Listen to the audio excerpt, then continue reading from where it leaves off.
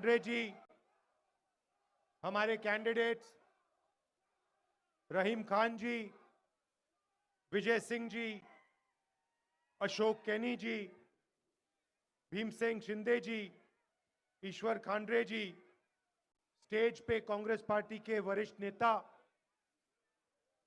हमारे प्यारे कार्यकर्ता, भाइयों और बहनों, आप सबका यहां बहुत बहुत स्वागत। आप इतनी गर्मी में यहां आए, हमारी बात सुनने आए, इसके लिए आप सबको दिल से बहुत बहुत धन्यवाद।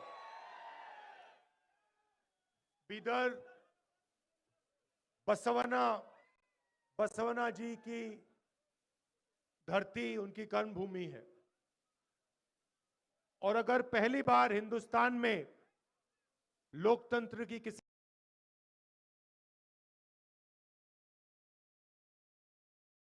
ने बात की, लोकतंत्र का रास्ता किसी ने दिखाया, तो वो बसवना जी थे। दुख की बात है कि आज पूरे हिंदुस्तान में आरएसएस और बीजेपी के लोग लोकतंत्र पर आक्रमण कर रहे हैं। जो बसवना जी की सोच थी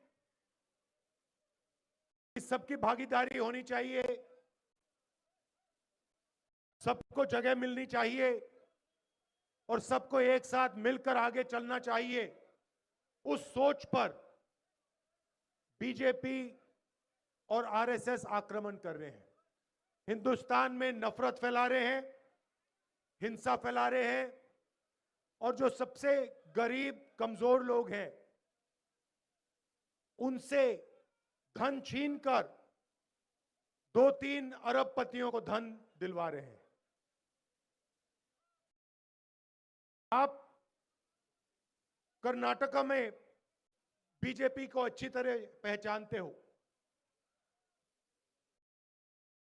और 40% कमीशन की सरकार नारा मैंने नहीं दिया है, आप लोगों ने दिया है, कर्नाटक की जनता ने दिया है।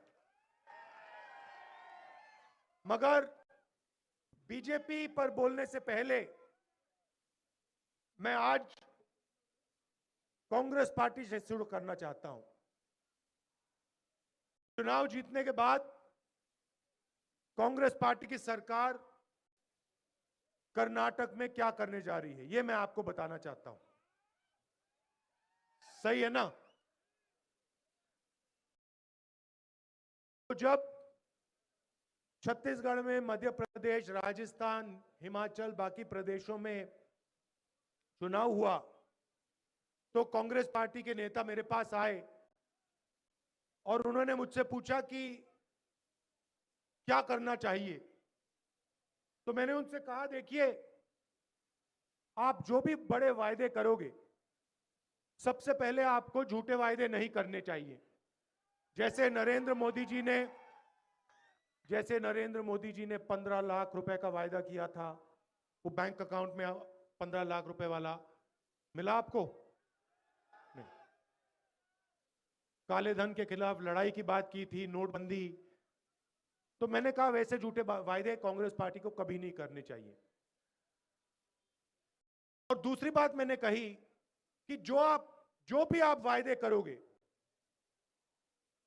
उनको सरकार बनते ही जल्दी से जल्दी पूरे कर देने चाहिए। मतलब वायदे में 2-3 साल, 4 साल नहीं लगने चाहिए। सरकार के पहले कुछ ही दिनों में वायदा पूरा कर देना चाहिए। तो मैं आज आपको 4 वायदों के बारे में बताना चाहता हूं, और ये जो हमारे वायदे हैं, इनमें 6-7 महीने नहीं लगेंगे।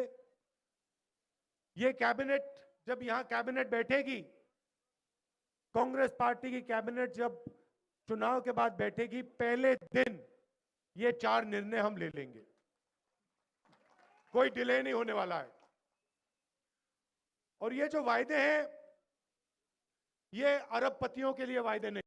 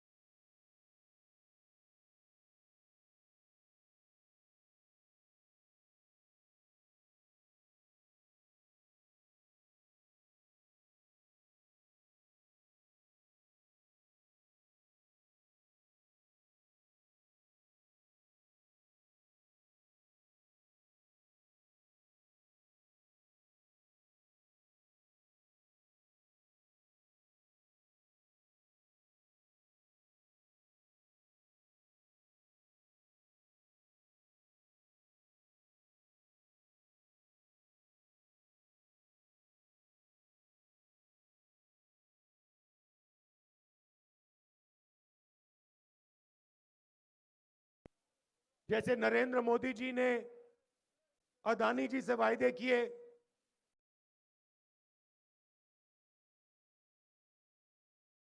एयरपोर्ट देने के वायदे,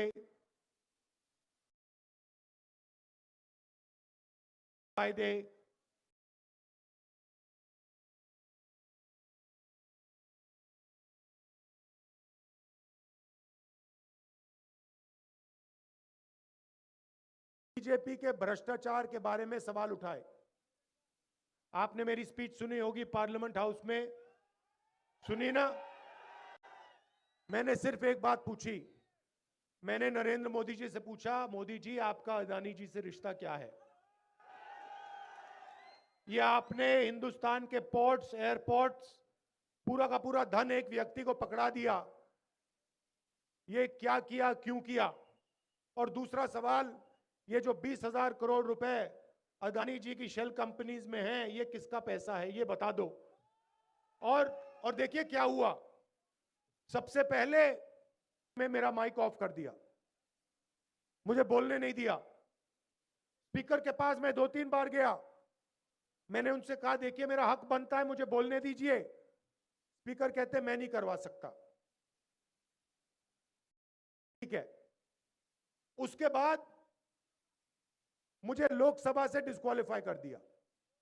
ये इतना डरते हैं कि मैं पार्लियामेंट में, लोकसभा में भ्रष्टाचार के बारे में इनसे सवाल पूछता हूं, इसलिए इन्होंने मुझे लोकसभा से निकाल दिया। और कर्नाटक में तो आप जानते हो 40% सरकार, 40% कमीशन।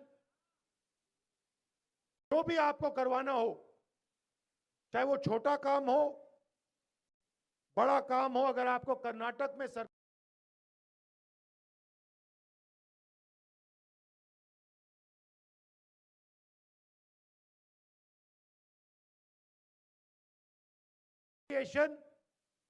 प्रधानमंत्री को चिट्ठी लिखता है, वही मोदी जी जो भ्रष्टाचार की बात करते हैं, स्टेज में आके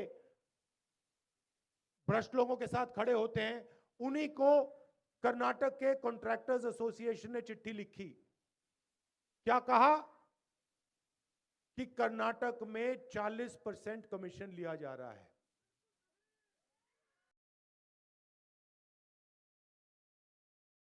नरेंद्र मोदी जी ने चिट्ठी का जवाब तक नहीं दिया,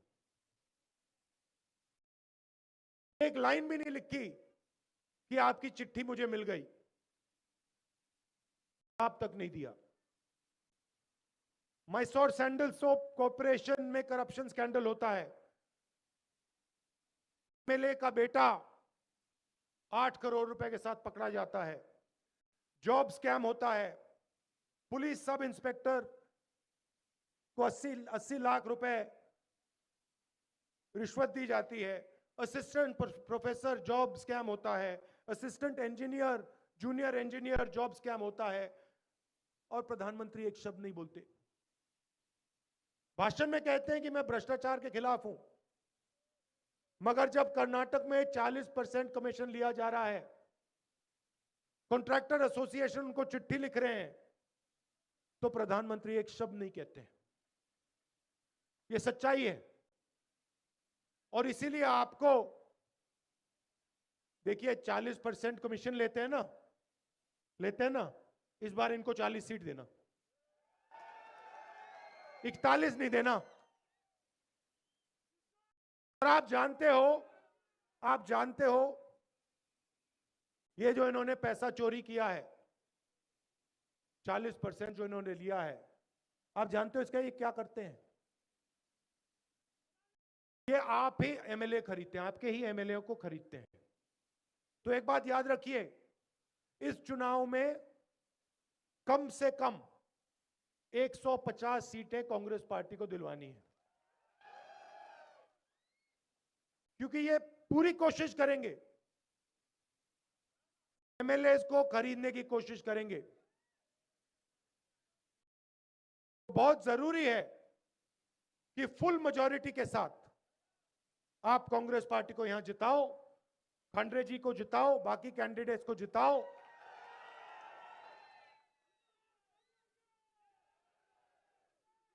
और ये जो वोट है, ये भ्रष्टाचार के खिलाफ 40% सरकार को हटाने का वोट है। इन लोगों ने पिछले 5 साल में सबसे पहले आपकी सरकार आपसे चोरी की, एमएलए को खरीदा, और जो आप